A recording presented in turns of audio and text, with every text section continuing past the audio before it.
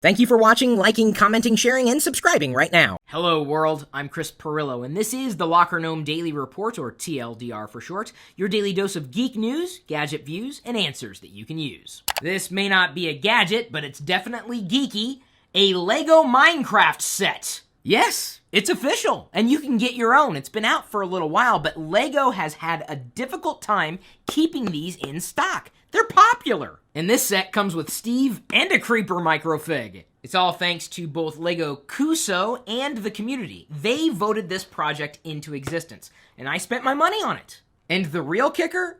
LEGO is going to be producing 2 more Minecraft LEGO sets in September, and yes, I will be getting those as well. And I don't even play Minecraft. You want your own?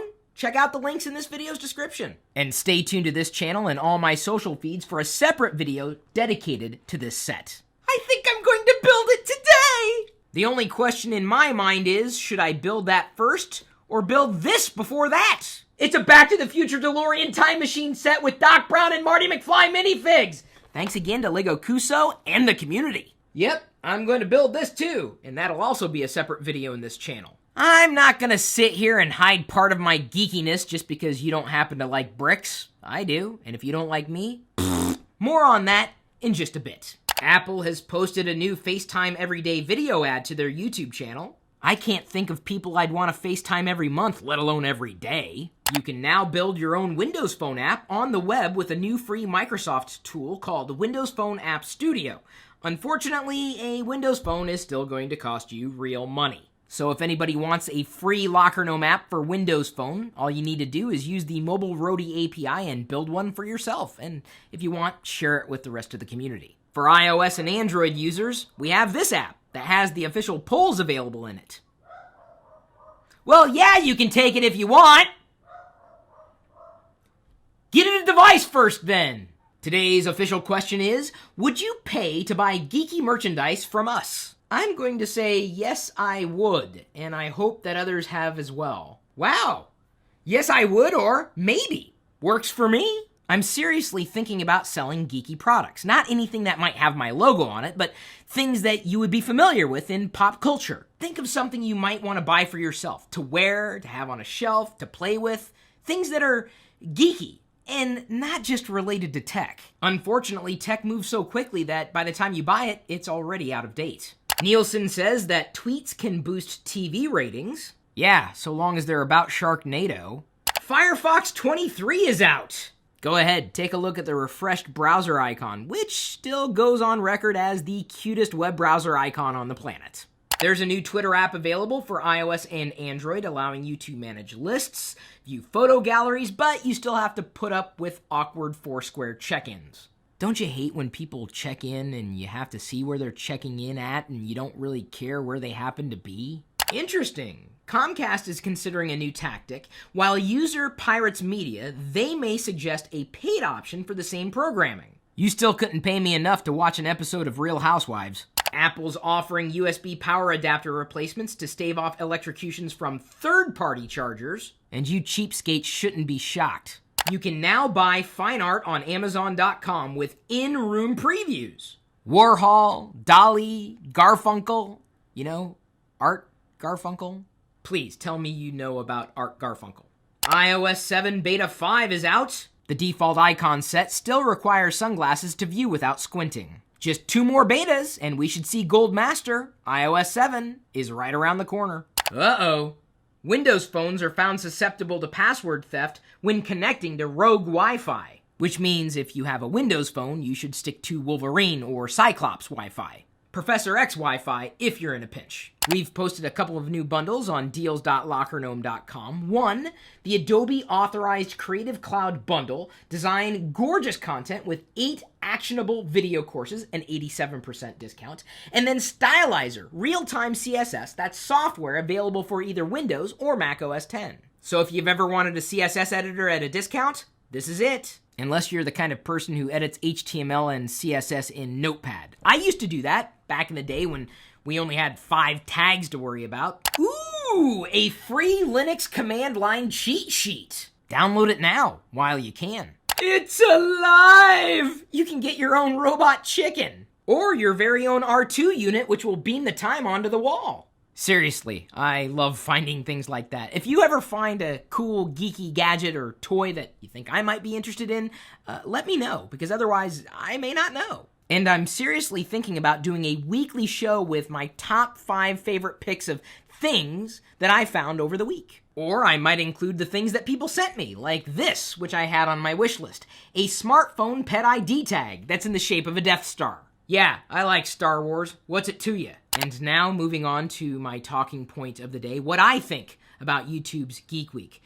Minutes before I started to record the video today, I saw this tweet come across my stream from Lamar Wilson. Now, Lamar is no stranger to you, or shouldn't be, considering he was putting videos into this channel before he really got his going, and now he's doing probably better than I'll ever hope to do. He tweeted, "Fun fact, YouTube blacklisted tech videos from Geek Week." Kind of lets you know the future of tech in their eyes, which is why he diversifies. And it's also why I do more than just tech. I hate to tell you, as much as you might enjoy tech and as much as I might enjoy tech, mainstream doesn't. And YouTube is mainstream, or at least they're trying to appeal to the mainstream audiences. I put a finer point on that in my Facebook status update in relation to the subject. Tech content for mainstream audiences is DOA, dead on arrival. Most people do not think of tech as entertainment. It's an enabler. Geek culture? Well, that's broad. I mean, that covers fantasy, sci-fi, technology, science, entertainment, destinations. And technology isn't a destination. It's an enabler. All right, let's clarify that a bit. Technology may be a destination for you, but in the pie chart of life, we're but a sliver. Let me slide sideways for a second. You may enjoy technology as a destination for how you choose to spend your time learning or listening or being entertained, but in the pie chart of life, you are but a sliver. Most people don't like talking about technology. It gets eschewed. Again, why do you think I talk about geek stuff in general, not just tech? Number one, because I'm interested in more than just technology. And number two, I really like being able to talk to people who don't really see technology as a destination.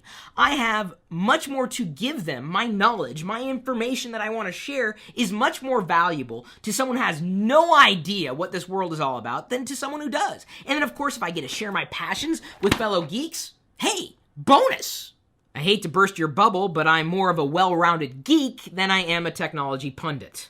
So what does this mean for the future of this YouTube channel or technology on YouTube in general?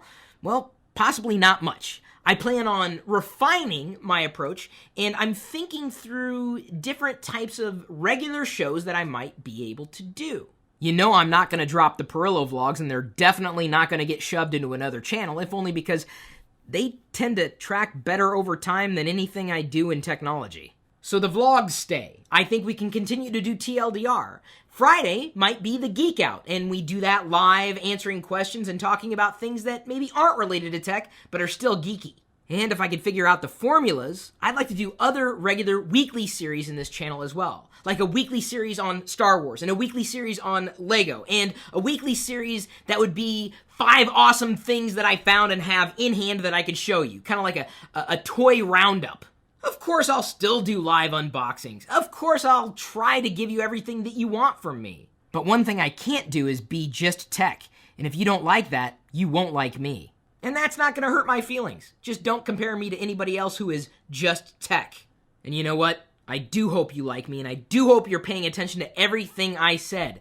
I'm not trying to tell you that tech is dead on YouTube. It's just that I don't know if YouTube quite understands the tech community of YouTube. So I want to do more than just tech, and I really, really, really hope you're fine with that. So let's kick around some ideas. So let's kick around some ideas. We'll play. We'll see what works and what might not. I don't have a studio or a real production crew. Everything you see here is pretty much it.